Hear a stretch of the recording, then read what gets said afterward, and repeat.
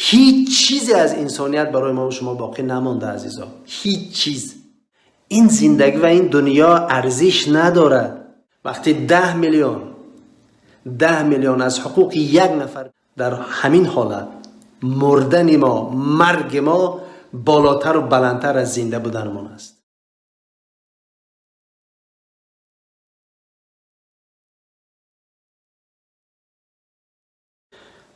با خدا قسم باور کنید این ظلم است. این دیگه گذشتن خط قرمز هاست، گذشتن همه گونه سرحد هاست برای رژیم حکومت تاجیکستان.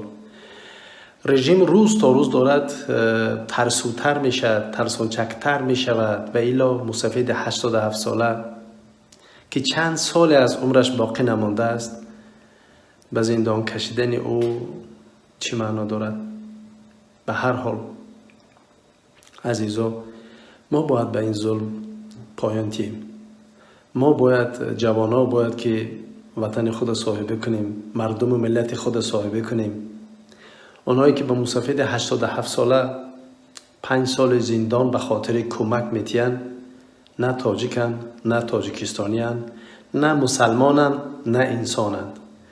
اونا از همه گونه این مقدسات و ارزش ها عاری‌اند، خالی‌اند. نام و شوکت انسان بودن برای اونا ارزش ندارد. یعنی اینو بیرون از همه مقدسات هستند. عزیزا، ما انشاءالله در نزدیکترین فرصت برای من دعا کنید. خدا خواهد ما ما یک قرار معین ده باید بیاییم بالاخره. ببینید همه من میمیریم، یک روز نه یک روز میمیریم. این کرونا ویروس نصف از ما و شما را کشت پرتافت. بیایید یک مرگ به حیثیت داشته باشیم، یک مرگی به شرف داشته باشیم که به خاطر ایده و به خاطر یک ارزش های والا و مقدس کشته شویم. اگر جان ما و شما در دست این رژیم باشد پس چی علاج؟ بیاید کشته شویم.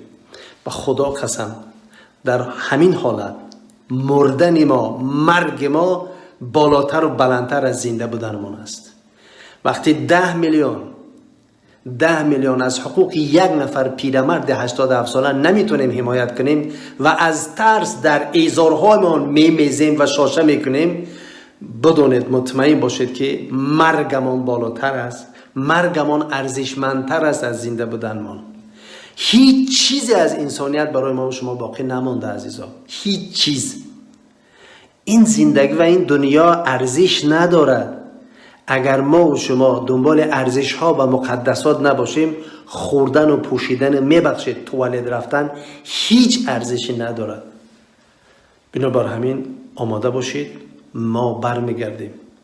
به هر عنوانی که نباشد ما برمیگردیم و در قطار این مسافر 87 ساله، در پهلوی این مسافر 87 ساله می نشینیم.